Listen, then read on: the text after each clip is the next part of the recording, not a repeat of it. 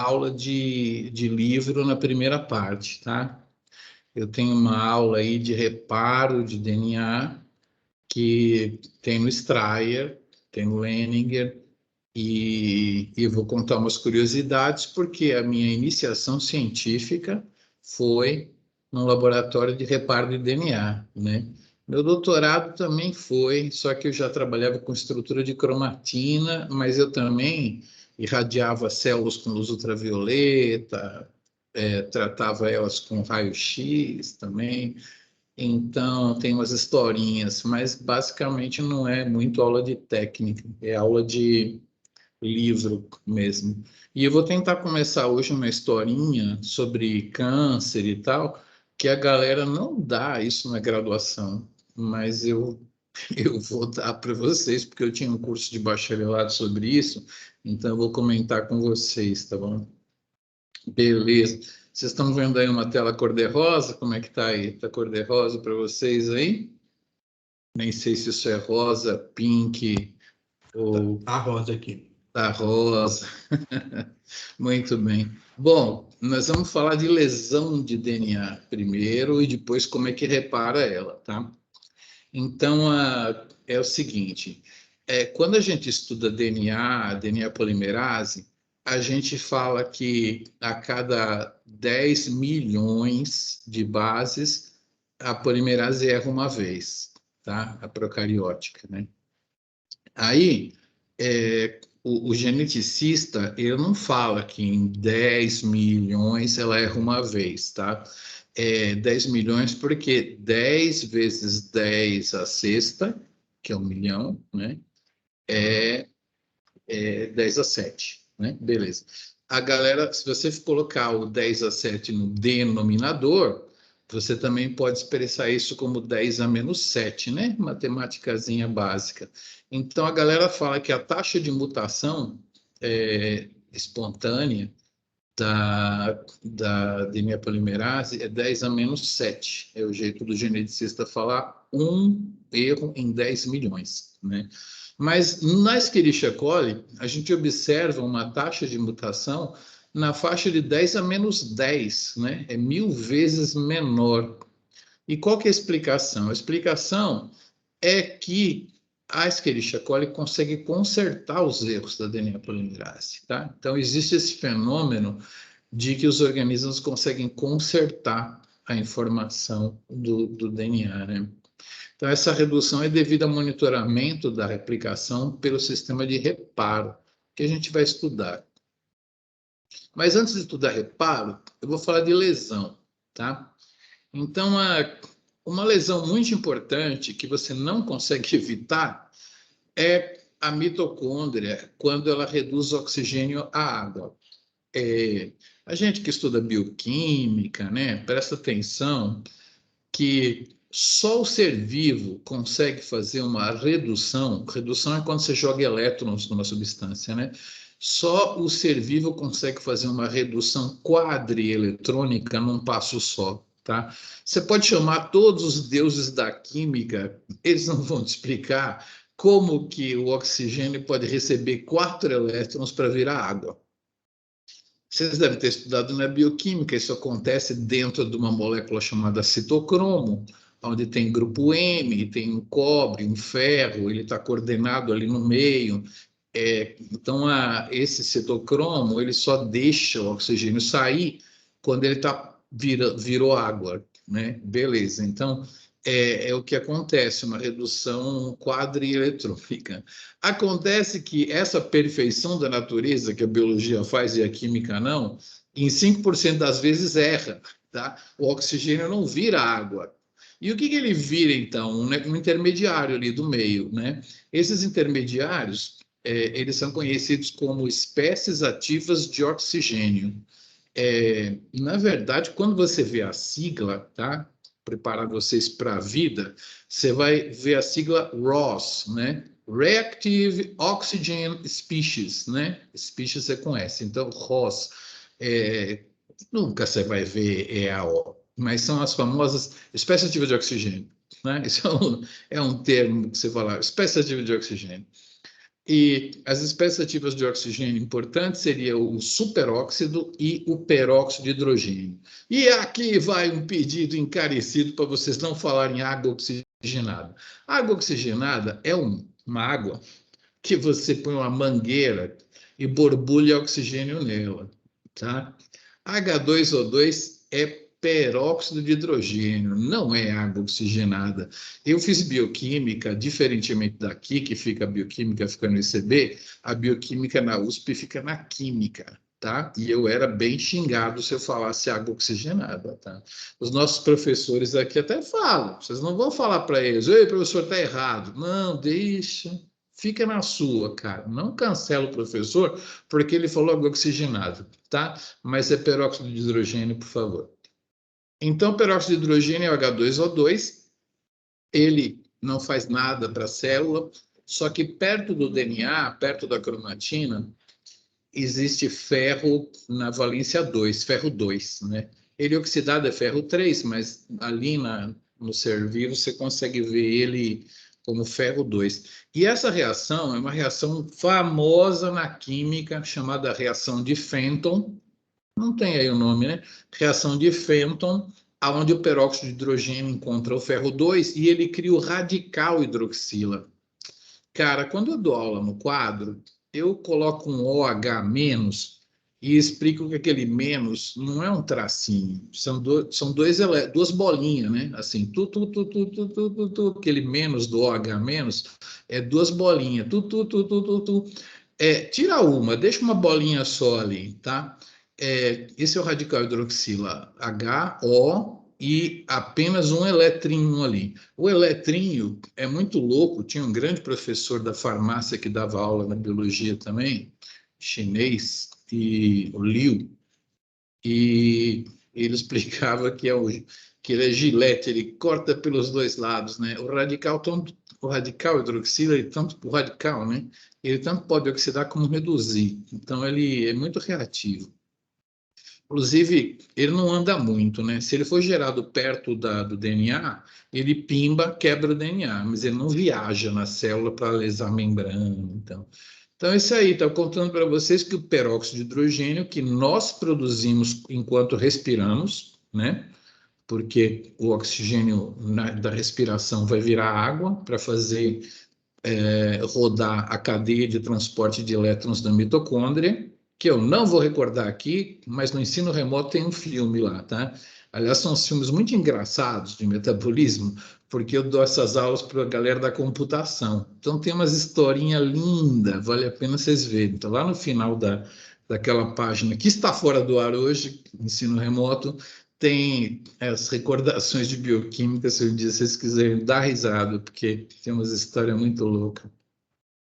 Então, estou falando aqui para vocês do radical hidroxila e o superóxido.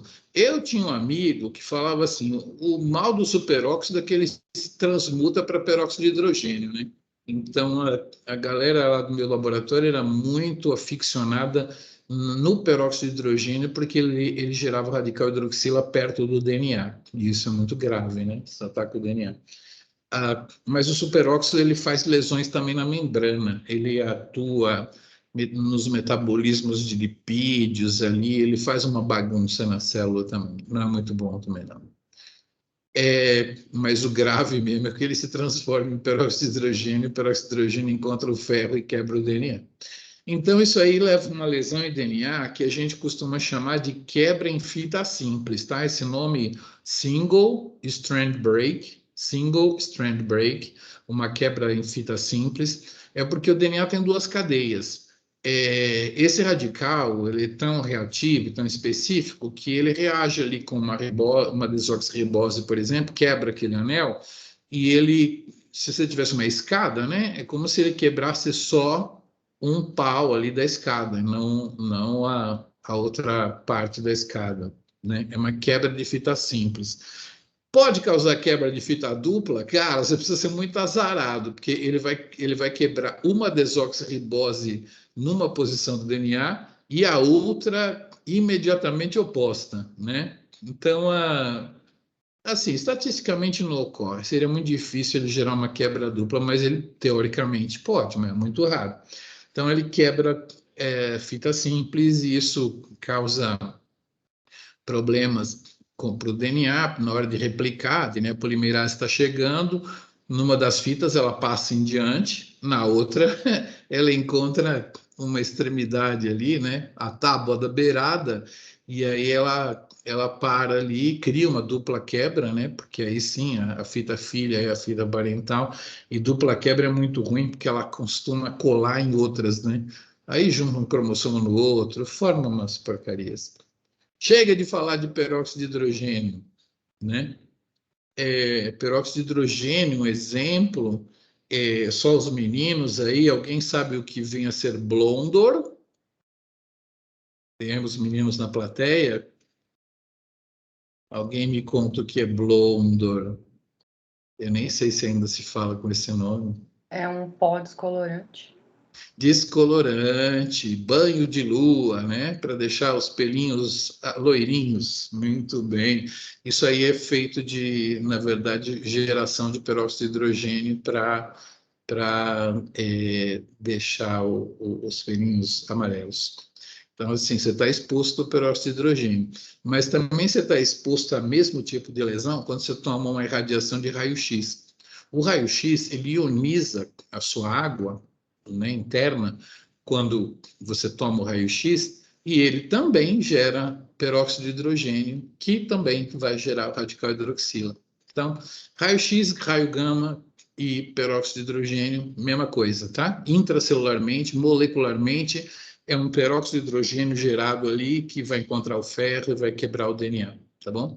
Então, o grande problema do raio-x, do raio gama, é basicamente isso aí. Ele faz quebra direta, mas esse é o grande problema, a ionização. Agentes exógenos físicos e químicos, bom, luz ultravioleta, principalmente ao meio-dia, né? É aquela que vocês conhecem, luz ultravioleta curta, né? O V curto, não é aquela luz que tem no forró, né? Que toda a roupa branca fica zoada. Não é aquela luz ultravioleta germicida, vocês devem conhecer dos laboratórios, você não enxerga ela, ela não atravessa vidro, então às vezes tem uma câmara lá, uma janela de vidro lá dentro você usou para esterilizar, né? E é a mesma luz que tem durante o meio-dia.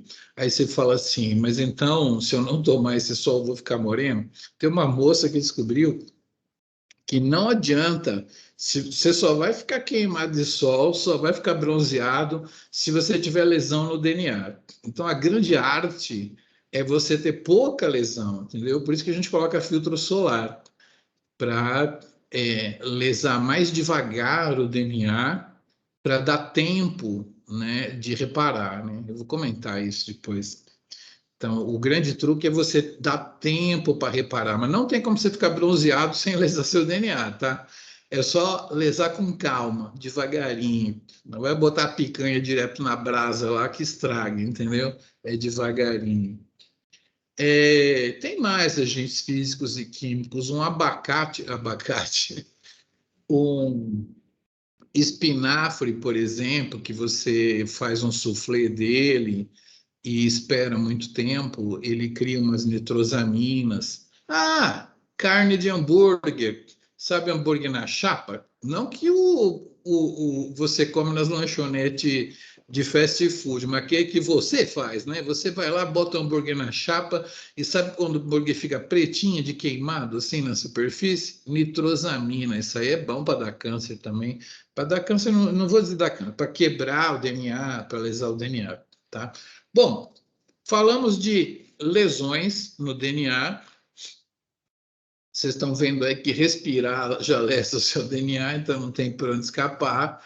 Você não vai deixar de comer aquele hambúrguer que alguém fez na chapa aí no final de semana, e cigarro, essas coisas todas, né?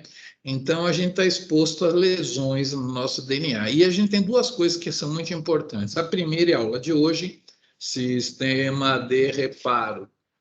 E eu vou falar para vocês que, em termos de câncer, o problema não é muito o sistema de reparo, porque Se você for no céu, né? Nem sei se está aberto já. Já está aberto o céu? Pode ir lá no céu? Tomar sol ali? Vocês pagam para ir no céu, não? Paga 10 conto por dia? Vocês nem sabem o que é o céu, né? A universidade tem um clube, que eu acho que é grátis. Eu acho que vocês não pagam, não. Tinha Vocês pagam? uma assinatura, eu acho que você, sei lá, paga 10 por semestre, um negócio assim, R$ 20 por Pagam, é, semestre. por Um negócio aí. assim. Cara, eu queria ir no céu quando eu vim para cá para ser professor, não conseguia saber como é que pagava, né? Aí eu liguei para lá, aí a moça falou: Ah, claro que você não viu a informação, porque professor não paga, não. Eu falei: Eu fiquei uns dias pesquisando, como que eu pago que eu quero ir, né? Aí não paga, não, mas acho que aluno tem essa assinatura aí. É um clubão lá que tem lá. Aí, se você for lá no céu lá e não colocar um filtro solar, tomar uma bela dose de luz ultravioleta, as suas lesões vão sumir em 24 horas, né? É o tempo que demora para as lesões. Eu vou mostrar as lesões aí para elas sumirem. Peróxido de hidrogênio, né, o Blondor, ele causa lesões e as lesões são mais rápidas de reparar, 4 horas some tudo, tá? Então, quando você lesa o seu DNA, a gente tem um sistema de reparo que elimina, e a aula de hoje é o que está no Strayer, tá? O que não está no Strayer, que eu vou tentar começar a contar hoje, se não der, eu termino na próxima aula, é uma coisa chamada sistema de checkpoint. Mais uma para os meninos. Aquelas máquinas de lavar antiga tinham um relógio assim, né? E elas têm, mesmo uma máquina normal aí, toda elétrica, com os botãozinhos, uma máquina de lavar tem 4 passos. Só os meninos, quais são os 4 passos de uma máquina de lavar? O que ela faz? 4 coisas, vai lá. Lava, centrifuga, enxágua e tem mais um que eu não lembro. Falta o Já primeiro. errou no centrifuga. A ordem está errada, mas ele citou 3, né? Está faltando só uma. Fala para ele qual que faltou. Professor legado, a gente lavava tudo à mão, não tinha máquina não. Fica esperando. Era, Fica esperando.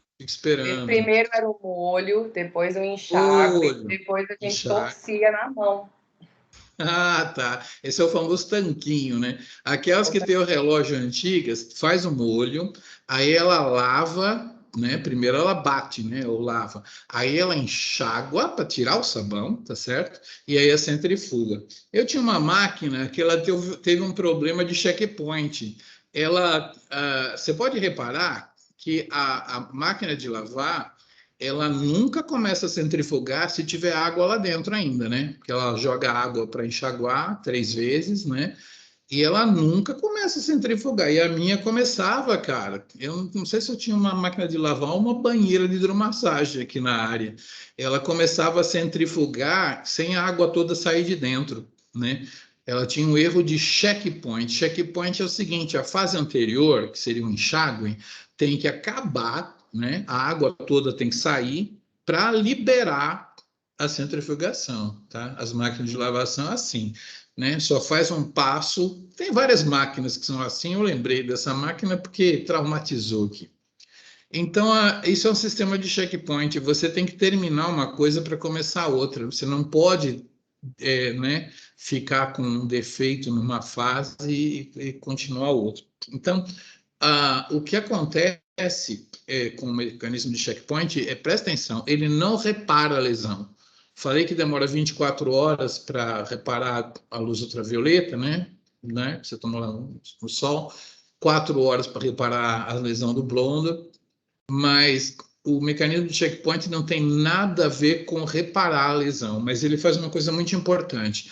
Enquanto o reparo vai acontecendo, vai ter que acontecer, né? O mecanismo de checkpoint é responsável por parar o ciclo celular, tá? Ele bloqueia o ciclo celular. Quando? Quando tem lesão no DNA, tá? Muito bem. E o que eu quero dizer para vocês é que um erro do checkpoint é que é o problema, tá?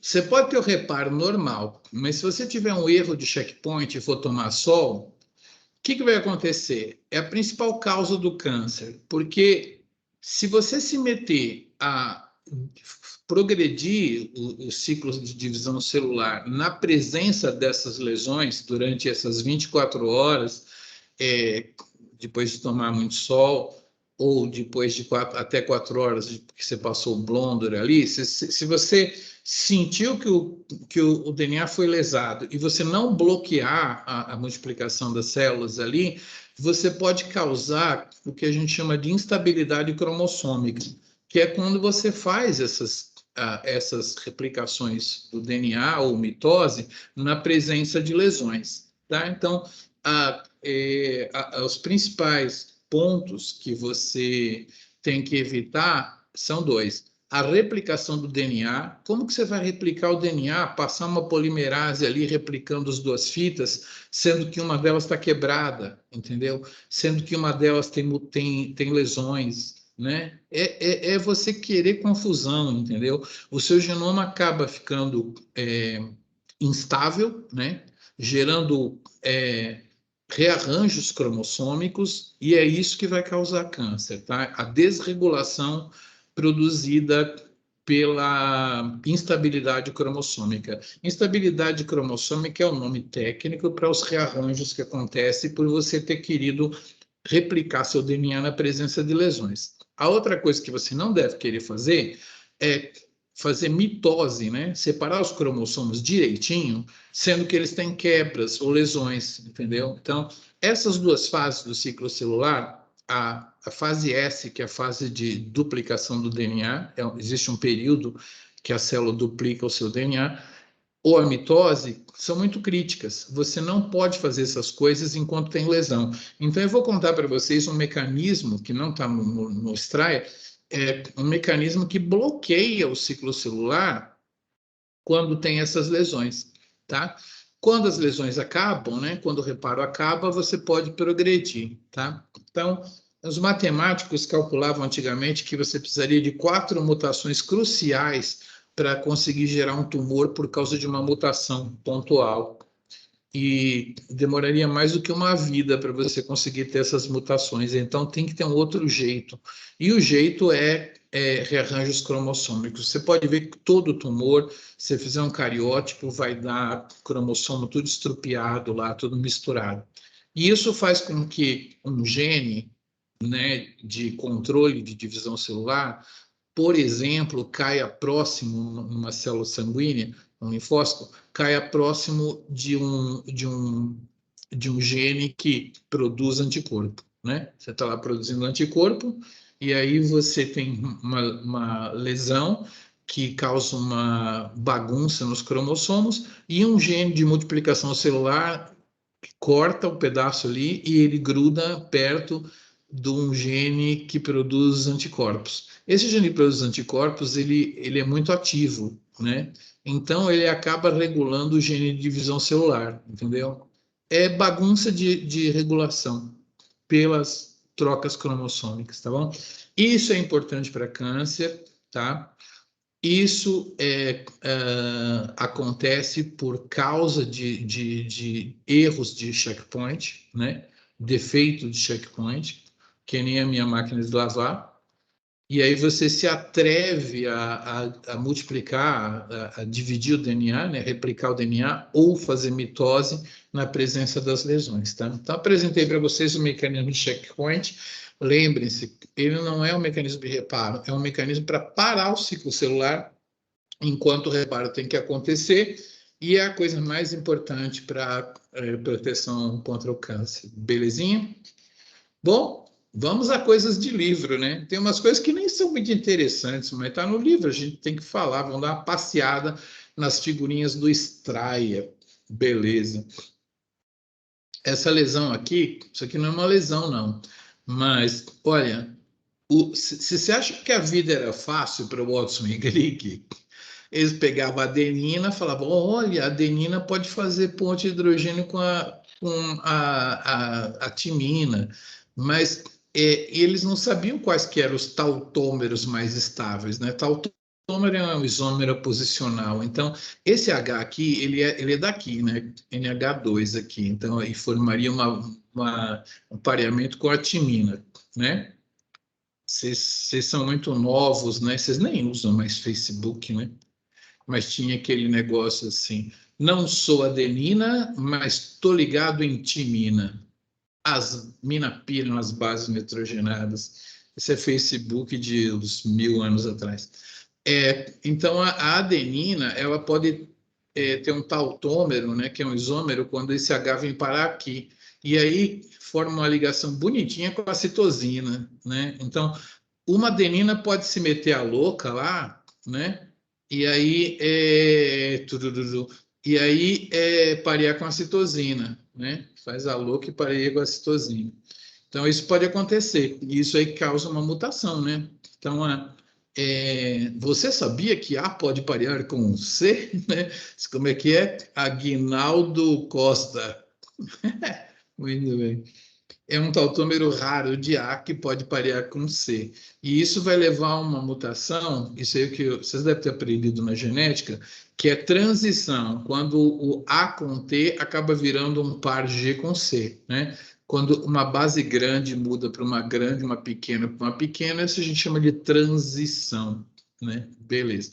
Vamos lá para mais um exemplo. Adenina, enquanto nós estamos fazendo a aula aqui, muitas das suas adeninas foram atacadas por ácido nitroso e elas viraram hipoxantina. A grande mudança é que esse NH2 aqui vira dupla O. Vocês não devem nem lembrar, porque é uma aula que o professor de bioquímica às vezes fala assim, rapidamente, mas hipoxantina é o precursor de adenina no metabolismo. Eu só estou voltando para trás aqui, tá? Na hipoxantina. Só que a hipoxantina, ela pareia com citosina muito bem. Ó. Essa aqui é a citosina, né? E a hipoxantina pareia com a citosina. Então, era um A, né? Virou um trem e esse trem pareia com C. Uai, mutação no seu DNA, né? Onde eu tinha A com T, agora eu vou ter nas próximas gerações C com G, né? Na próxima duplicação, aquele C que entrou vai arrumar um G, e aí, em vez de AT, ficou um CG aqui. É mais uma transição. Deixa eu ler o que está escrito aqui. Mudança química de A para H, né? Hipoxantina. O H pareia com C, em vez de parear com T, pareia com C. Isso também leva uma transição de A com T para GC, né? O ácido nitroso, ele também pode transformar a citosina num uracil, tá? Mas eu vou falar disso depois, porque a célula tem uma defesa. Quando a citosina se transforma em uracil, a célula sabe se livrar disso, tá? A célula tem um mecanismo evoluído para poder se livrar de U no DNA, mas ele acontece porque essa base C, a mesma transformação química que eu representei aqui, né? Também pode acontecer aqui. Isso aqui vai virar uma base U, né? Se você trocar NH2 por dupla O. Então, também pode acontecer de C virar U, né? Beleza. Ó, tô falando de curiosidades químicas, nem falei de agente externo. Vamos falar de agente externo. Ainda tem laboratório muito pobre no ICD que cora DNA com brometo de etídio. Brometo, beleza, mas o etídio é um intercalante, né, igual a sacridina aí, são esses compostos com muitos anéis, eles se intercalam nos degraus da hélice do DNA, e quando você vai replicar esse DNA, parece que tem uma base a mais, entendeu? Tem esse cara ali entre uma base e outra, e aí você acaba colocando uma base a mais na fita filha, atrapalhado por essa molécula aí. Então, as acridinas são intercalantes, são essas moléculas aí. A mais conhecida de vocês vai ser o brometo de etídio, que não se usa mais, né? Se usa Cybergreen, um corante que deixa o DNA verde, igual a espada do Yoda, né? Mas as acridinas são intercalantes. Até onde eu sei, a gente só chega perto de acridina se for no laboratório mesmo. Não conheço acridinas ambientais. Deve ter, mas põe no Google, porque eu não sei, não conheço. Bom, Vamos primeiro para o lado de cá do slide, aflatoxina B1. Coitadinho daqueles amendoim. Vocês já compraram aqueles amendoim de canudinho? Você está lá no jogo de futebol, até na Savassi passa os caras com aquela lata vendendo amendoim, né? Geralmente, eles são cuidadosos. Aquele amendoim não tem aquela farinhazinha branca presa no amendoim, né? Mas se vocês já viram amendoim com aquele esbranquiçado, né? Amendoim com casca, aquele lá não é sal, né? Aquilo lá é um fungo do amendoim, e ele produz uma substância chamada aflatoxina B1, que está aqui, lindona. Cara, eu vou contar para vocês. Esse composto aí, aflatoxina B1, não faz absolutamente nada para gente, nada, tá? Nada. Acontece que tem a cadeia de transporte de elétrons, beleza, na mitocôndria, mas na carioteca, sim, na superfície do núcleo, também tem um citocromo que fica transportando elétrons. A ideia dele é o citocromo P450, está aqui, ó. Vou contar a história do citocromo P450. Para que ele fica ali perto do núcleo? Ele fica lá perto do núcleo para destruir umas moléculas desse tipo aí. Moléculas com muitos anéis, ele vai lá e ataca com os elétrons dele, faz a redução desses compostos. Dá certo na maioria dos casos, mas na aflatoxina B1 é um problema, porque ele acaba ativando a aflatoxina B1, criando esse composto aqui, que está aqui embaixo, e esse composto consegue ligar em bases do DNA, a gente chama aduto. Cadê aduto? Aduto, principalmente na posição 7 da guanina. Tá? E aí, a culpa não é do fungo, nem do cara que te vendeu amendoim, a culpa é tua, você que jogou elétrons nele e ativou ele e formou uma substância cancerígena, sacou? Então, você modifica as suas guaninas porque você está tentando se proteger e, na verdade, você que ativou ele. Tá? Nem sempre a droga é mutagênica. A aflatoxina do fungo do amendoim é ativada perto do núcleo pelo citocromo P450. Acontece, né? A vida é assim. Você tenta criar uns mecanismos muito doidos, aí, de vez em quando, tem uns efeitos negativos. Beleza.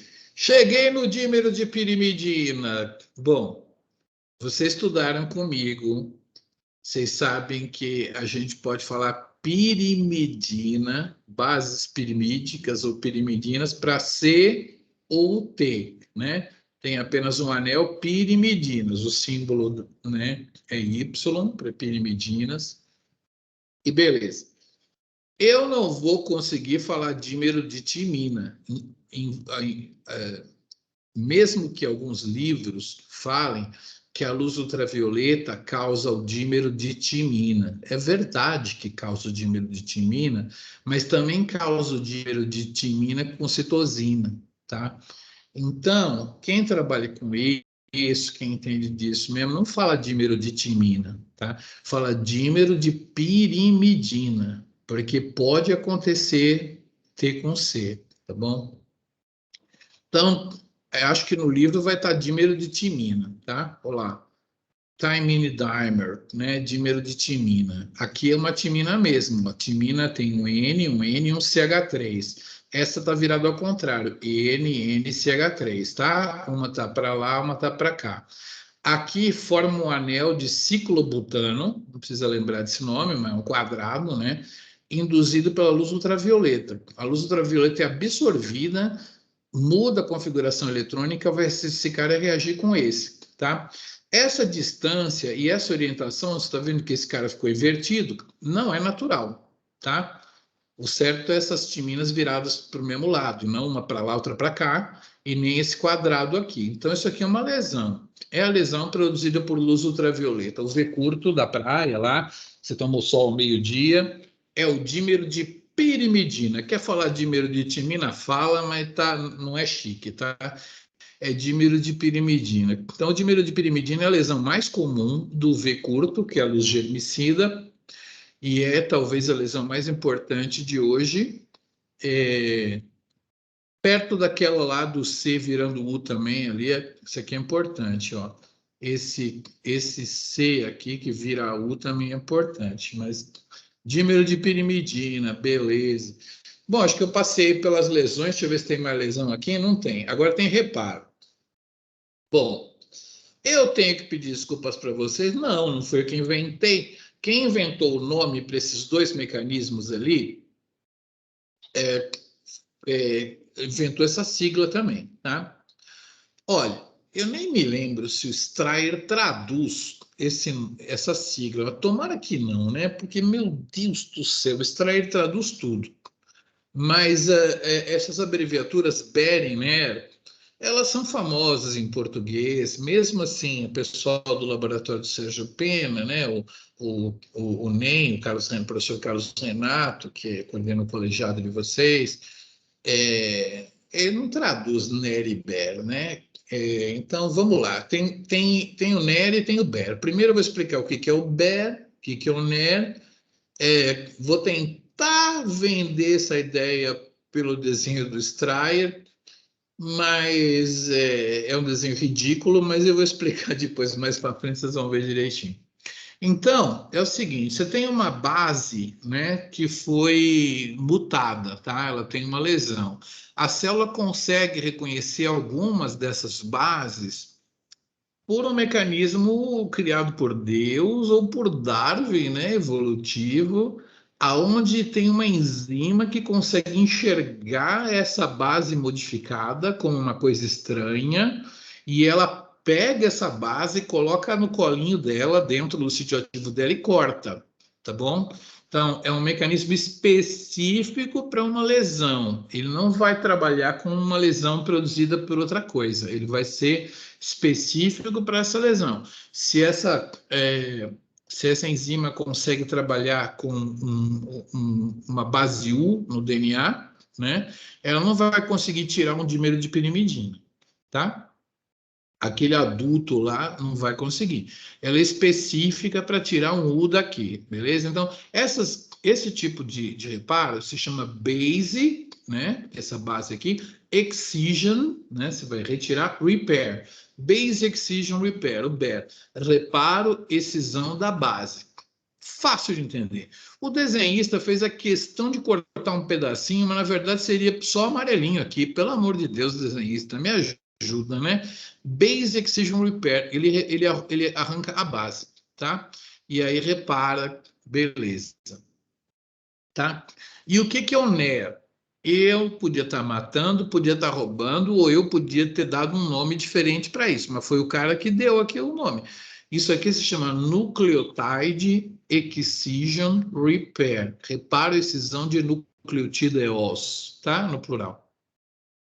Esse cara que tem esse nome, NER, ele é o seguinte: Darwin não desenvolveu uma enzima que consegue pegar essa base, colocar no sítio ativo e cortar. Não tem, tá?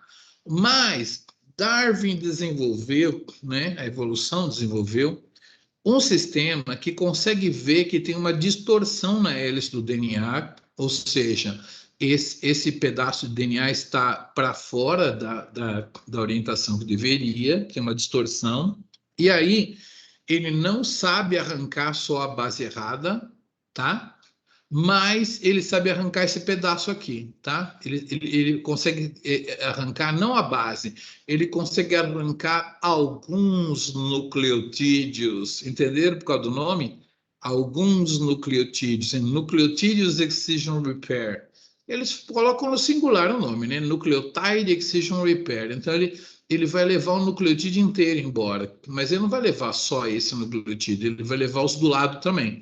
Aqui o desenhista acertou, pegou um pedaço, né?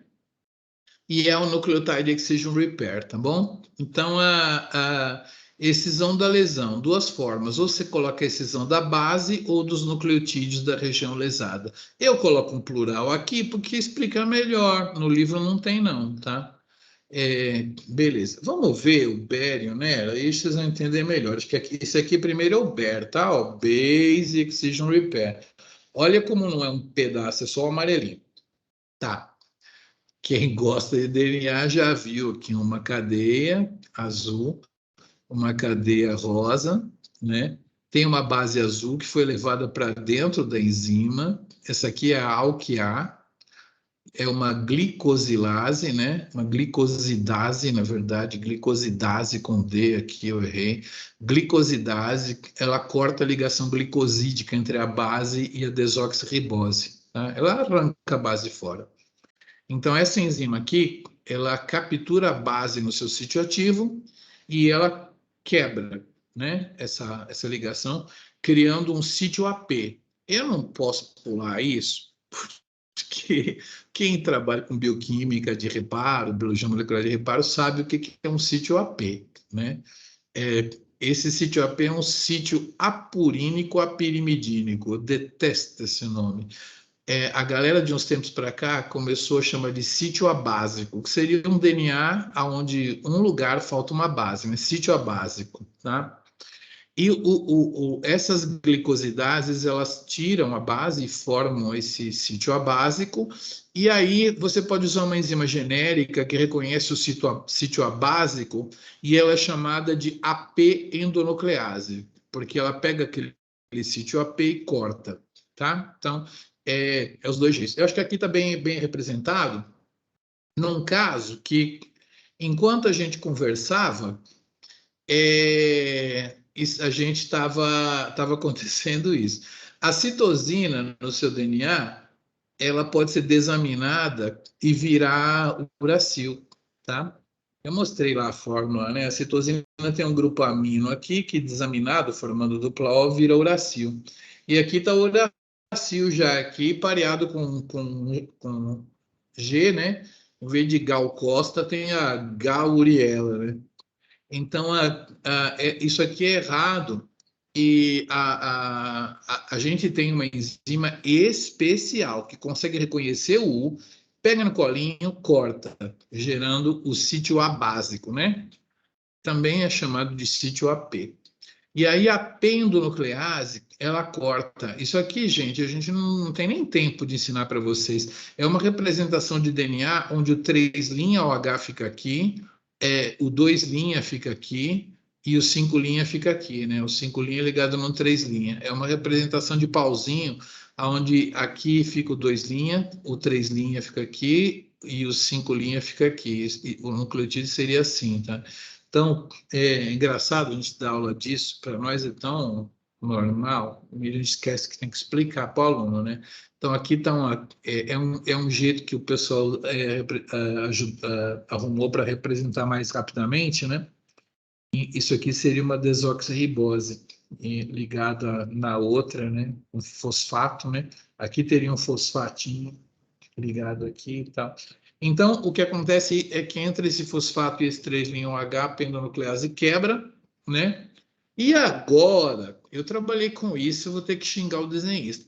O desenhista colocou uma DNA polimerase que simplesmente tira isso aqui, come isso aqui e polimeriza daqui para cá, tá? É mentira que a DNA polimerase só polimeriza aqui. A DNA polimerase, ela come o que está na frente polimerizando. Então, ela coloca esse C aqui, coloca um outro T aqui, ela coloca pelo menos umas 10 bases aqui, tá? 7 a 10 bases. Tarará. Aí ela sai para descansar, vem a ligase e liga. Tá? Então, esse negócio de trocar só um par de base aqui é bobagem, né? Ela colocou de azulzinho. Na verdade, ela dá uma corrigida também nesse pedacinho aqui, tá bom? Então, basicamente, o que eu quero contar para vocês é que existem alguns exemplos bem legais de enzimas que evoluíram para tratar de alguns assuntos muito importantes, tá? Então, a base U no DNA, ela é tratada pela uracil DNA glicosidase, né? Que arranca o U, né? Cortando a ligação glicosídica, tá bom? E aí depois fica um sítio abásico, também chamado de sítio apurínico pirimidínico.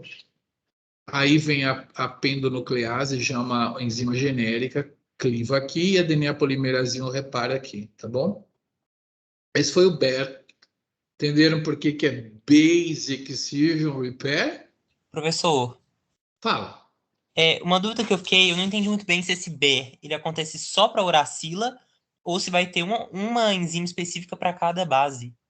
Tem uma enzima específica para cada base que coevoluiu, né? Então, essa ALK-A aqui, ela consegue tirar adeninas modificadas, né? E tem alguns outros exemplos de enzimas que conseguem fazer isso aqui, Basic Excision Repair, tá? É um repertório lá, tá bom?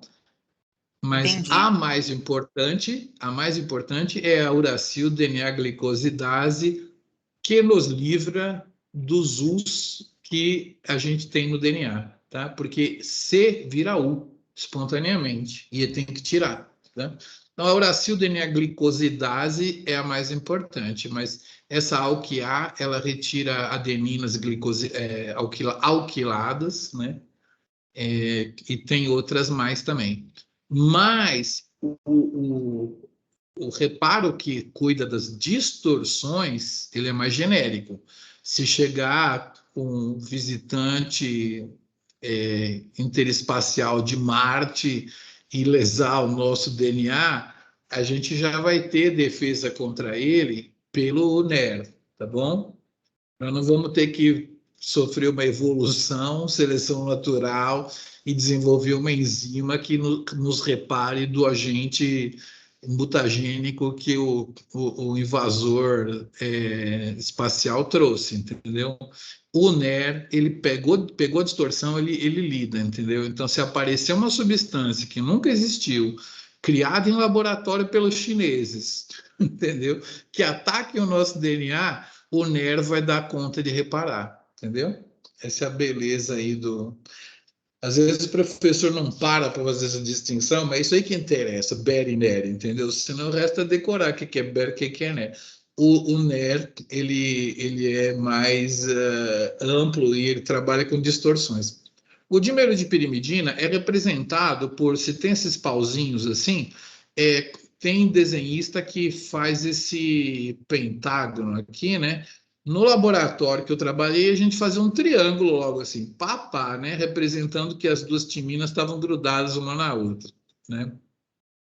As duas pirimidinas. Tá? Então, isso aqui é um desenho esquemático muito popular que representa duas bases ligadas uma na outra, dimerizada, né? Seria o dímero de pirimidina, tá bom? O dímero de timina, se vocês quiserem.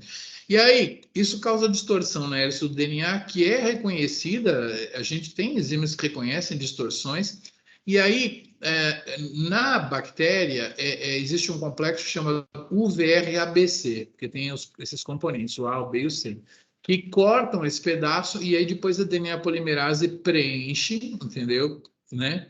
Eu fico tão irritado quando um desenhista pega a DNA polimerase e preenche até aqui, ela para. Não é verdade, ela funciona igual um Pac-Man, ela come mais um pouquinho aqui assim, sintetizando atrás, entendeu? E aí é aqui que ela sai fora, ele gás e liga. Nunca que é assim, entendeu? Ah, vou preencher só o buraquinho. Não, ela tem uma atividade de comer o que está na frente, e aí quando ela sai, aí ela gás e liga, tá? Então sempre essa ligação não é aqui, é mais ou menos mais para cá. Aqui dá quase uns 20 nucleotídeos de extensão até ela parar.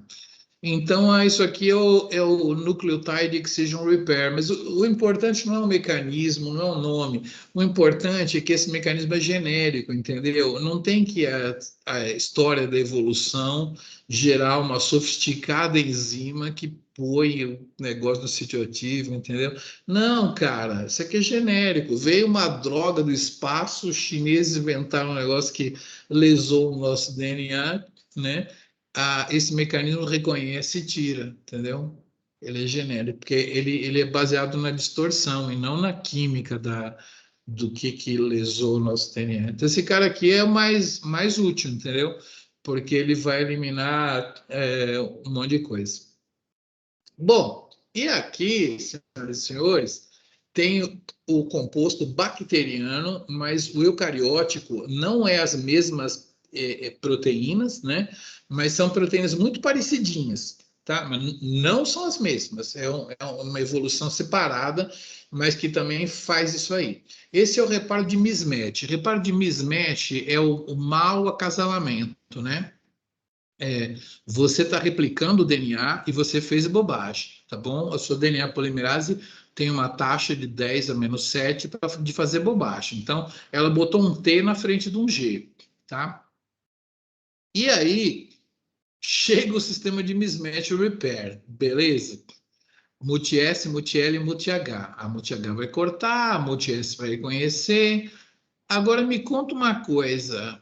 Quem que está errado? Né? Esse sistema chegou, ele olha assim e falou assim, tem um G e tem um T. Quem que está errado? Será que eu vou fazer um sorteio, né? Numa vez eu tiro o G e coloco um A, na outra vez eu tiro o T e coloco um C, para corrigir aqui? Não. Existe uma janela de oportunidade, logo depois que houve a replicação, que esse cara está azul, né? Esse aqui é a fita filha, beleza? Então, se eu conseguir saber quem que é a fita filha e quem que é a fita parental, eu sei como é que eu vou corrigir aqui, né? O T é o cara errado, né? Na fita filha está um erro, né? Beleza? Então, existe uma janela de oportunidade durante a replicação, mais ou menos uns... aí eu vou errar. 1 hora em eucarioto, na bactéria uns 10 minutos, 5. Tem um tempo em que a fita parental ela está metilada com padrão de metilação nas bases, entendeu? Ela tem um padrão de metilação e daí a uns 10 minutos na bactéria, depois que replicou, vai chegar um sistema e vai copiar a metilação da fita parental para a fita filha. Aí a fita filha vai ficar igualzinha à parental, igualmente metilada. A gente chama isso aqui de M-metilado. Esse DNA está M-metilado. A parental está metilada e a filha ainda não. Nessa janela de oportunidade, o mismatch repair consegue se ligar na fita metilada, entendeu? Onde tem um mismatch, e aí, através da multi-H, corta aqui, depois corta aqui e aí preenche, entendeu? Então, é assim que o mismatch repair te livra de erros, porque ele gruda na fita que ainda está metilada, enquanto a fita filha ainda não foi. Se esse reparo aqui demorar para chegar, chamei o guincho, mas vai demorar 40 minutos. Cara, aí o sistema de metilação metila esse. E aí o multi-S nem tem muito como fazer aqui o reparo. No máximo ele vai fazer na sorte, entendeu? Então aí ferrou. Ferrou. Então o reparo de mismatch repair, ele realmente ocorre. É ele que faz a mutação que a DNA polimerase cria, que é 10 a menos 7, cair para 10 a menos 10, porque ele tem esse policiamento aqui. Vocês entenderam, né? A fita preta está metilada, porque o desenhista nem escreve, né? Está nem escrito aqui. Essa fita está metilada e a fita filha vai copiar o padrão de metilação daqui a uns 20 minutos. Enquanto isso, o multi-S papum e repara, ele sabe qual que é a fita nova, né? Por isso que ele é polarizado, assim. Beleza. Acho que agora mais dois casos. Todas as repetições que você tem no DNA, por exemplo, CAG, CAG, CAG, CAG, CAG, CAG, CAG, CAG, CAG, CAG, CAG, CAG, na hora que você vai replicar o DNA, esse DNAzinho ele pode dar uma soltada e vem tudo para cá, tudo, né? Então, acaba, se você está replicando aqui, esse cara dá uma economizada e a sua fita filha vai ficar menor, né? Então, pode acontecer da fita filha ficar menor ou da outra fita filha ficar maior. Então, toda repetição assim, existe uma tendência que é mais ou menos como jogar uma moeda, ela pode aumentar, diminuir, aumentar, diminuir, aumentar, diminuir, tá? E você sabe que se você vai ficar jogando moeda para lá e para cá, vai chegar uma hora que você vai começar a tirar só cara. Então, vamos contar a história da Huntingtina. Tem até um pessoal no ICB que trabalha com doença de Huntington. a gente tem, eu tenho, você tem, um monte de gente tem a huntingtina, uma proteína, onde na região regulatória dela, nós temos uma expansão a gente tem repetições de 6 unidades disso aqui, ou até 31, tá? Entre 6 e 31 é normal, tá? Isso aqui dá 37, 15, 16, e a média é uns 15 e pouco, né? Então, o 15 pode chegar até 31 ou pode chegar até 6. Você fica... Nós temos essas variações. Inclusive, esse tipo de loco é usado para teste de paternidade, porque nenhum de nós tem exatamente 15, né? A gente tem entre 6 e 31. Só que pode acontecer, os caras mais azarados, dessa repetição aumentar para 36 até 82, né? Esses caras que têm 36 a 82 têm uma anomalia no cromossomo e causa doença de Huntington. Então, a doença de Huntington é causada por uma expansão cromossomal que causa uma deficiência regulatória e causa doença de Huntington, uma doença de expansões, né? Então, isso aqui é o slippage da fita, né? A fita derrapa, né? E isso pode causar lesões. O cromossomo X frágil também aí causa uma fragilidade no cromossomo mesmo, porque uma repetição aumenta muito também.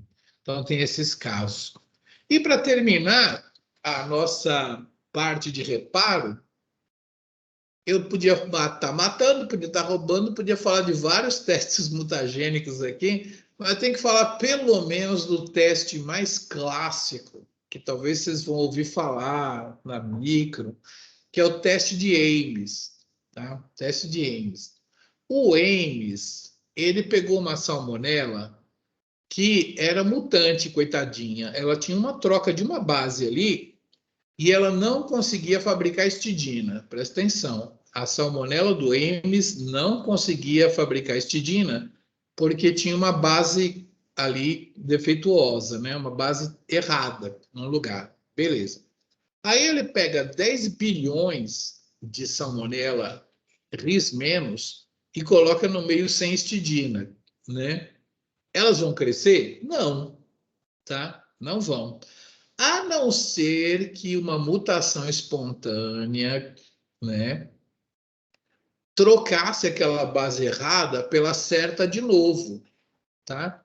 É uma mutação ao contrário, que transforma a salmonela do Ames na selvagem. Aí ela consegue crescer no meio sem histidina, beleza? Então, existe uma taxa de mutação espontânea na salmonela mutada do Ames, né? Aonde ela vira RIS+, tá? Uma reversão da mutação torna ela RIS+. Então, aqui tinha 10 bilhões de salmonelas que não cresceram, mas essa que cresceu formou uma colônia, essa cresceu, essa cresceu, essa cresceu, essa cresceu, essa cresceu, essa cresceu, essa cresceu, essa cresceu, tá? Isso aqui é o basal, causado pela mutação basal, né? Aí o Ames pegou um filtrinho de papel e pegou um negócio mutagênico lá de uma planta que ele queria estudar, entendeu? E aí colocou o filtro aqui com a substância. A substância, ela até matou as mais próximas, mas ela difundiu e ela causou mutações. Claro que ela transformou vários genes dessa salmonela, mas ela, por sorte, né, ela acabou também revertendo a mutação dessas salmonelas dele. As salmonelas não cresciam sem histidina e começaram a crescer, entendeu? Então, você vê aí pelo tamanho do halo, né? Você vê, assim, pelo efeito do halo, se é um halo pequeno, um halo grande, você estima a capacidade mutagênica de uma substância que você quer testar, né? Tem muitos testes muito mais legais que eu não tenho tempo de falar aqui agora. Vou até falar um pouquinho, mas depois a gente pode conversar aí para contar para vocês testes mais legais feitos com células de mamífero e tal. Até vou falar de alguns agora nessa outra parte. Beleza, eu tenho meia horinha aqui agora e vou tentar explicar para vocês, então, uma outra coisa. Vocês me perdoem, porque isso aqui vocês têm que entender igual a aula que o professor deu e vai cair na prova, né? Não vão ter prova, mas como se fosse cair na prova, tá? Essa meia hora que eu vou gastar com vocês aqui, eu vou dar um mini curso de bacharelado em meia hora. Então, eu vou falar um monte de nome de gene. E é até legal para vocês verem, cara, como tem tanto mais gene do que no livro de Biomol. Eu vou contar a história de muito gene. Alguns vocês vão ver em algumas matérias que falam de câncer e tal. Vocês vão ver uns caras desses mais para frente aí. Então, vamos lá, né? Deixa eu compartilhar. Por enquanto, nossa aula de reparo, tudo bem, né? Ah, eu esqueci, a aula não acabou. Eu acho que eu vou ter que ter meia hora e vou falar disso aqui. Eu não vou conseguir falar de ciclo celular hoje ainda não. Mas beleza, fica para terça-feira. Bom, bom, já que eu não vou falar hoje, eu vou falar aqui um teste aqui também, né? A gente costuma tratar a célula com esses agentes aí, teste mutagênico, e a gente pega células, as células que a gente cultiva no laboratório, elas crescem aderidas numa garrafinha, né, ou numa placa de Petri, tá? Então, elas crescem numa monocamada, numa superfície, vão se dividindo e vão enchendo aquela plaquinha, né? Elas crescem aderidas. Igual uma célula normal nossa, ela cresce aderida à matriz extracelular das outras, né? Por isso que a gente tem tecidos, tem um fígado, e não tem um monte de célula espalhada, entendeu? Então, uma célula normal, ela cresce aderida. Mas você pode tratar as células com agente para saber se é mutagênico ou não, e você pega essas células, individualiza elas, a gente usa tripsina para soltar a matriz extracelular delas, elas ficam soltinhas, e aí você mistura no meio de cultura, só que no meio de cultura com gelatina, tá? Coloca 0,5% de gelatina. Fica uma gelatina mesmo, igual a gente faz gelatina. Aí você coloca elas numa placa de Petri com meio de cultura, só que é gelatina, é uma gelatina. A célula, ela não está presa na plaquinha, ela está suspensa na gelatina, entende? Fiz uma gelatina, em vez de fazer uma gelatina com pedaços de abacaxi, fiz uma gelatina com as células ali. Então a célula fica lá, assim, na gelatina, entendeu? E ela não consegue crescer assim. Uma célula normal, ela só cresce se ela estiver aderida, porque ela cria uma matriz extracelular, ela se espicha, né? Ela adere na placa, se espalha toda, ela espraia, né? O nome é espraiar. A célula fica espraiada na placa, assim, tá? Beleza? Mas a célula normal não consegue crescer em suspensão. Mas uma célula tumoral danadinha, danadinha, essa célula que causa metástase, essa célula que consegue atravessar uma veia, uma artéria sua, entrar dentro dos seus tecidos e começar a formar um tumor lá dentro, essa célula consegue crescer em gelatina, tá? Então a gente chama assim, teste de crescimento em suspensão. Pega umas células no laboratório, trata com o agente que você quer investigar, coloca no meio de cultura com gelatina, né? Não pode ser uma gelatina quente, né? Tem que ser, né? Claro, né? Você deixa ela numa temperatura boa e aí ela solidifica a 37, fica meio molinha, né? Gelatina 37. Aí você cultiva a célula lá e vê se cria uma espécie de colônia, né? Na gelatina. Aí é a mesma coisa como você contar aqui essas colônias aqui, você conta as colônias, né? As massinhas produzidas em suspensão, né? E quanto mais mutagênico, mais célula vai crescer formando bolinhas suspensas na gelatina, entendeu? É isso aí. Só para falar de alguns dos testes que a gente faz com célula de mamífero. Agora, eu vou ficar devendo, eu sempre dou essa aula, chego na aula devendo o nome da cidade mineira, do interior de Minas Gerais, aonde tem muitas pessoas com essa doença genética chamada de Xeroderma pigmentosa. Xeroderma pigmentosa é uma doença genética onde as pessoas têm uma propensão a câncer, principalmente câncer de pele, né? Muito grande. A pessoa tem melanoma no corpo inteiro, entendeu? Porque é uma doença genética, então não é um caso raro. Ah, desenvolvi um melanoma aqui na minha orelha. Não. Desenvolve melanoma no corpo inteiro, tá? Menos na sola do pé, porque não pega luz UV ali, tá? Então, todo lugar que pegar a luz, a pessoa desenvolve tumor de pele.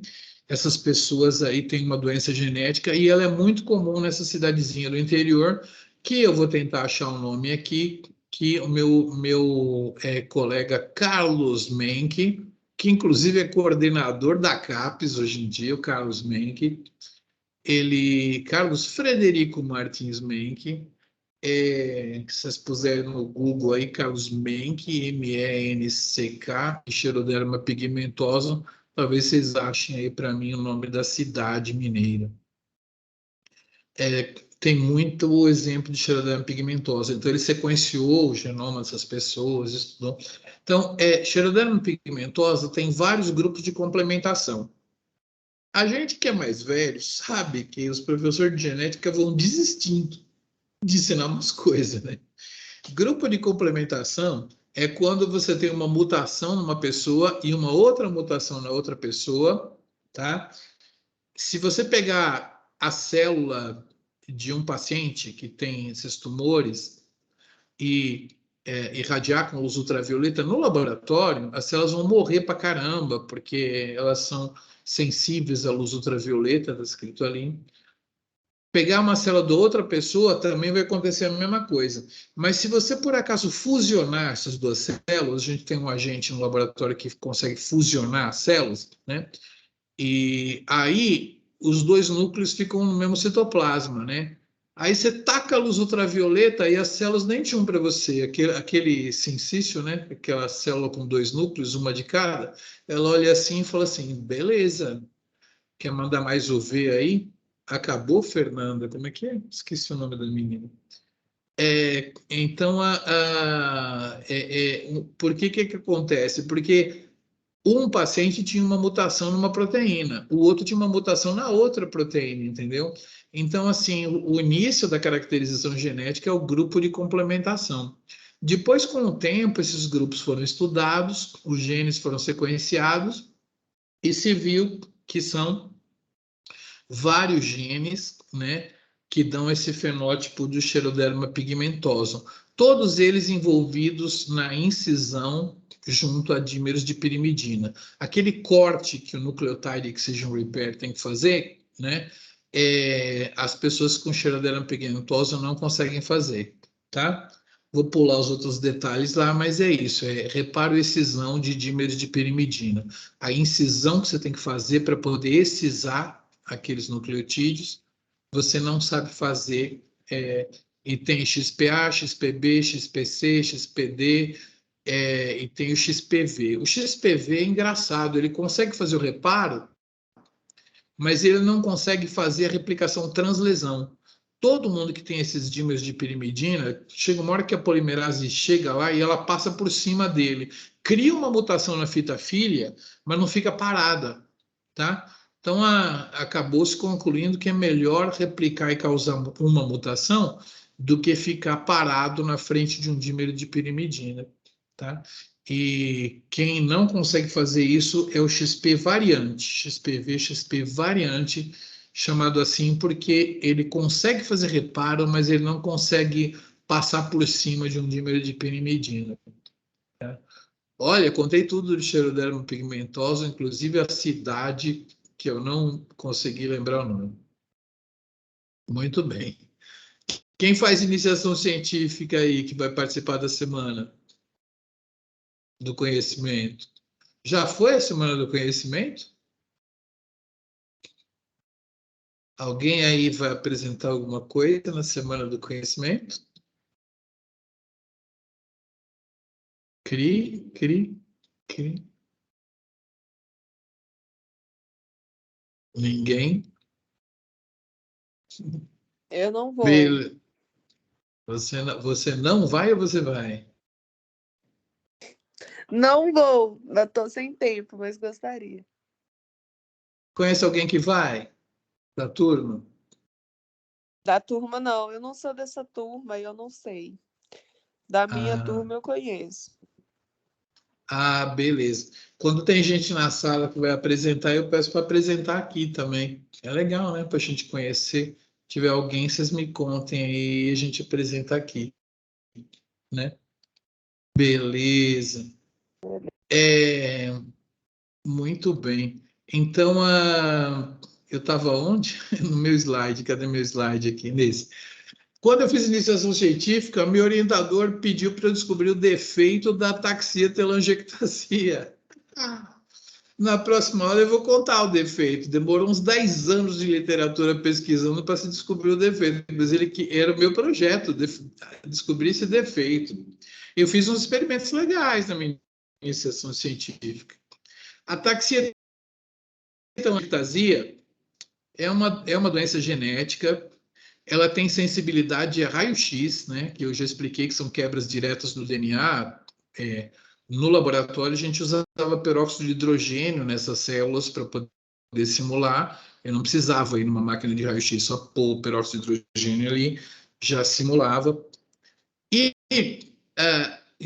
isso foi feito lá no nosso laboratório. A gente viu que ela tinha um reparo de quebra de DNA perfeito, cara, perfeito. Nós que olhamos isso aí, pegamos as células desses pacientes e vimos que o reparo era perfeito. Demorava 4 horas no fibroblasto normal e no fibroblasto do paciente demorava 4 horas. Caraca, mano.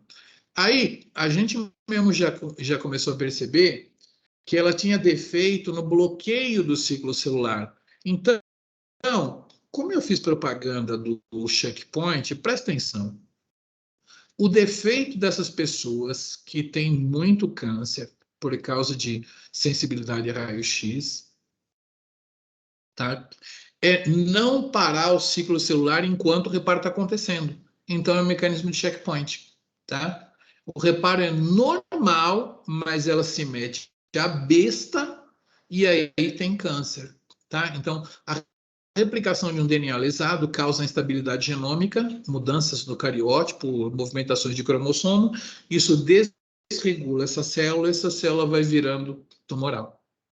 Muito bem. Síndrome de Cockayne. Eu não sei como é que esses pacientes são, mas eles realmente parecem que estão sob efeito de cocaína. Então, eles têm algum comportamento neurológico, mas eles têm sensibilidade violeta e também a espécie ativa de oxigênio. Inclusive, a lesão foi estudada, é a 8-oxoguanina. Então, eles têm sensibilidade ao V e a espécie ativa de oxigênio. Claro que tem que ter sensibilidade a alguma outra coisa, porque a manifestação já é fetal. E ninguém viu um feto sair para tomar sol, assim, né? Entendeu? Então, tinha que ter uma outra lesão, essa lesão foi estudada, é uma lesão produzida por espécie ativa de oxigênio, beleza, essa sensibilidade. E qual que é o defeito? Foi estudado, viram que é um defeito muito, muito interessante. Se você irradiar essas células, tá? E medir o tempo que demora para sumir todos os dímeros de pirimidina, 12 horas, igual as células controle, tá? Só que aí foi descoberto que quando a gente fala que demora 12 horas, é para o genoma como um todo. As regiões que estão transcrevendo, elas têm prioridade, entendeu? Rola um jabá ali. A região que está transcrevendo, ela tem reparo em menos de 2 horas, 1 hora mais ou menos. Em 1 hora reparou, tá? Você toma sol, aquelas regiões que têm os seus genes ali, que são as regiões mais importantes, elas são reparadas em 1 hora, tá? Isso aí é chamado de transcription coupled repair, né? Reparo acoplado à transcrição. Então, com a síndrome de Cockayne, se descobriu que existe um reparo acoplado à transcrição e ele é defeituoso na síndrome de Cockayne.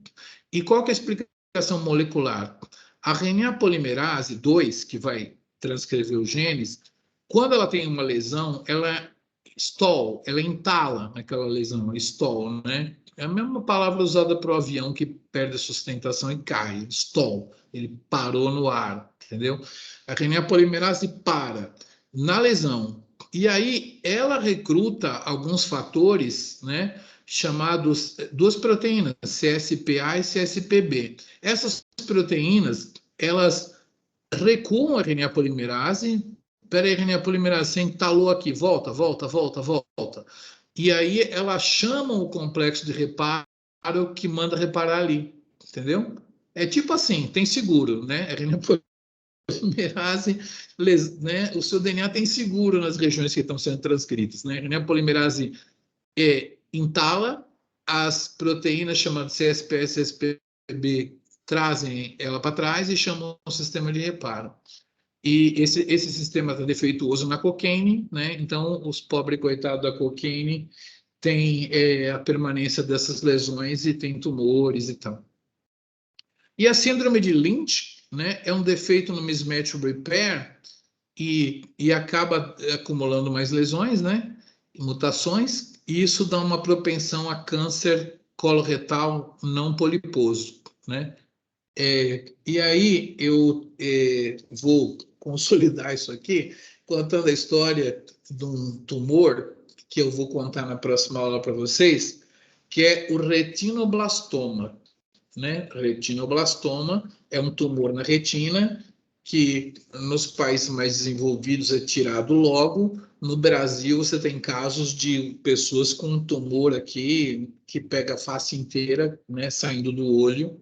Tem fotos assim, são brasileiros que não trataram e por ignorância de tratamento lá do interior, de sei lá de onde, não foram tratados, mas é um tumor de retina. Eu vou contar para vocês qual é o problema que causa retinoblastoma na próxima aula, que é uma aula de ciclo celular. Mas eu estava num simpósio em Keystone, no Colorado, montanhas com gelo, né?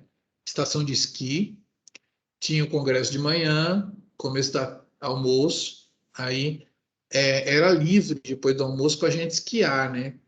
Eu não fiz aquele downhill, que é aquele esquizão lá, mas eu fiz o cross country, que é você pega uns esqui mais fininhos, aqueles sticks e vai lá, né? Aí, primeira aula era saber cair. Se joga para frente para cair, porque se você desequilibrar, você tem que saber cair direito. Então, todo mundo caindo, pá, cai de novo, pá, cai para frente, pá, cai pra... Aí começava a andar nas trilhas, aí tinha uns negócios vermelhos. Aí a galera perguntou, instrutor, por que tem aqueles negócios vermelhos? Eu falei, é marca que tem aqui para marcar a pista. Marca nada, cara. Era que o cara da frente parava com aqueles stick com os espetos para trás, vinha alguém atrás e sangrava, né? Cheio de sangue nas pistas de treinamento lá de cross country, muito louco. E aí, depois disso, a gente tomava uns vinhos na sessão de pôster e tinha umas palestras lá. E aí tinha uma moça especialista em retinoblastoma, estava falando da proteína RB, beleza, né? Aí a gente estava meio cansado, era uma audiência bem grande lá, tinha umas 500 pessoas, sei lá. E o Bob Weinberg, um cara assim, um cara muito famoso da área de câncer, estava apresentando a moça lá, era amiga dele e tal. E aí, perguntas, ninguém queria fazer pergunta nenhuma, né? Aí ele foi e fez uma pergunta de sacanagem, né? Ele falou assim, escuta, por que se é um gene que existe em todas as células, quando ele está defeituoso, só dá tumor na retina? E deu o microfone para ela. Ela falou, pô, sacanagem, né? Porque é difícil de responder. Aí ela deu uma explicação qualquer, né? Mas o que acontece? Falando agora, depois você sabe muito a respeito. Não existe só uma proteína do retinoblastoma, existe umas 3. E elas interagem com outras, tá?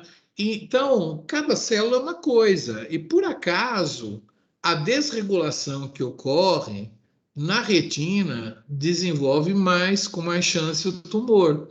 Nos outros tecidos, a tendência é você está tentando desenvolver um tumor, mas a célula morre, entendeu? Porque desenvolver um tumor, na verdade, você tem que ter muito azar, né? Porque dos defeitos de uma célula tumoral é ela se estrepar e morrer, né?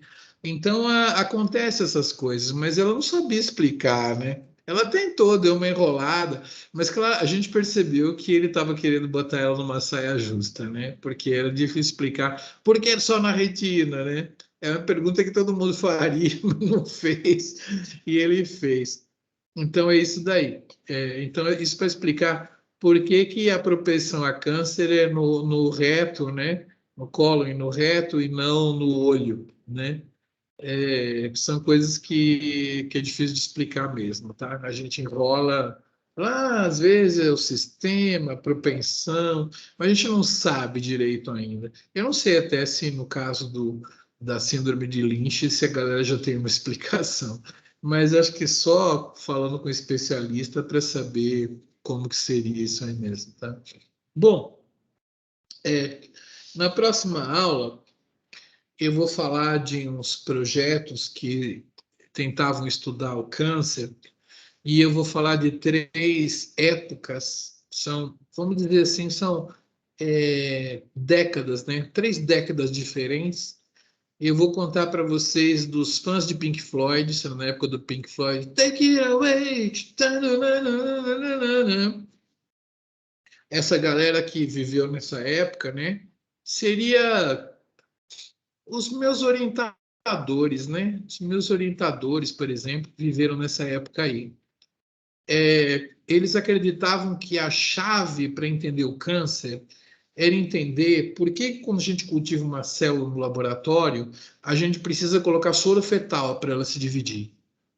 Algum componente do soro fetal mandava ela se dividir, e se eu entendesse isso, eu ia entender o câncer, né? Beleza? Foi uma década de estudos, beleza. Já na época do meu doutorado, os caçadores de galinha. Por quê? Porque um cara pegou um tumor de galinha, né? E ele era muito bom em estudar vírus, saca? Retrovírus, né? Especialmente retrovírus. Ele pegou aquele tumor e isolou um retrovírus no tumor, no tumor. Aquele retrovírus podia ter alguma coisa com tumor. Ele sequenciou, cara, sequenciamento naquela época era difícil. Ele sequenciou o DNA do vírus e aí ele notou que tinha um gene a mais naquele vírus. Ele falou assim, como assim? Eu conheço esses vírus aí, esses retrovírus, tem um gene a mais aqui. Foi pesquisar, meus amiguinhos, o gene que estava a mais era da galinha. O retrovírus roubou um gene da galinha, entendeu? E esse gene era um gene de divisão celular, um gene que fazia as células se multiplicar, entendeu? E aí ele falou assim, cara, eu vou chamar esse gene de oncogene, tá? Porque quando esse vírus entra numa outra galinha, ele produz essa proteína que manda dividir, a célula se divide e ele faz a festa, porque uma célula está se dividindo, tem nucleotídeo, aminoácido, um monte de coisa, né? E ele faz a festa lá junto com a célula que está se dividindo, beleza? Então isso aí gerou a era dos oncogenes. Eu vou contar para vocês, foi uma década, tá? Uma década de gente estudando. Esse oncogene, aquele oncogene, aquele oncogene. Eu vou contar a história de alguns na próxima aula para vocês. E vocês vão aprender o que é o oncogene, beleza? E os oncogenes são genes que são usados para a célula se dividir, mas os retrovírus capturam, né? E eles transformam esse gene numa cópia pirata, num gene que fica constitutivo. Então, ele não aceita as regulações da célula, ele entra e manda a célula dividir, beleza? Aprenderam a segunda. E a terceira é uma coisa que me dá muito orgulho de ciência básica, de biologia, que vocês estão estudando, porque quem realmente descobriu como é que o câncer acontece, vocês vão aprender na terça-feira, foram os cientistas enfurnados em laboratórios que não estudavam tumores, não irradiavam células, não estudavam oncogenes de retrovírus de galinha. Eles estudavam levedura, como que a levedura se dividia, e estudavam o ócito de rã, como que o ócito de rã começava das divisões, tá? Eu conheci esses caras, eu vi um seminário dos ingleses que trabalhavam com levedura, e eu conheci o pós-doc do grupo que trabalhou com rã, porque ele foi procurar emprego lá onde eu trabalhava. E esses dois grupos, né, a levedura na Inglaterra e as rãs na Califórnia, em San Diego, acabaram descobrindo o grande segredo, tá? E eu vou contar para vocês o grande segredo do câncer, tá? Só que eu preciso de mais 50 minutinhos, eu vou contar na próxima aula, vou começar meio que 5 para as 9, para dar tempo. E então, esses caras fazendo ciência básica, estudando levedura e rã, descobriram o relógio do ciclo celular, como que a célula controla, né, o mecanismo, como se fosse aquele botão da máquina de lavar, como que ela controla o ciclo celular e como que um descontrole pode levar ao câncer, tá? Então, não é uma aula que tem na Biomol, seria um curso de bacharelado, vai ter um monte de nome de genes, vocês vão me perdoar, mas são genes que vocês vão até ver muitos deles no curso de biologia, nas outras matérias, né, mais avançadas, assim, vocês vão ver, só que vai ser uma sopa de letrinha, vou mostrar um monte de gene, não é muito não, né, se vocês quiserem assistir, eu mando para vocês o link, precisa assistirem antes, mas terça-feira eu conto para vocês, tiro as dúvidas sobre o controle e o descontrole do ciclo celular, tá? Não é uma aula que os professores dão logo depois da aula de reparo, mas eu dava um curso de bacharelado, eu fiz uma aula meio resumida e eu acabo sempre encaixando aqui e acho uma vergonha um biólogo não saber quem é a proteína RB do retinoblastoma, quem é a proteína P53, e eu faço essa pergunta porque eu dou aula de bioinformática mais para frente, no diurno, e pouca gente ouviu falar dessas proteínas aí, né?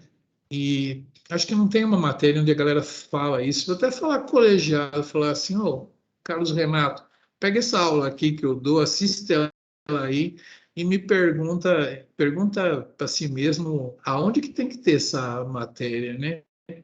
Tem que ter na biomol, na patologia.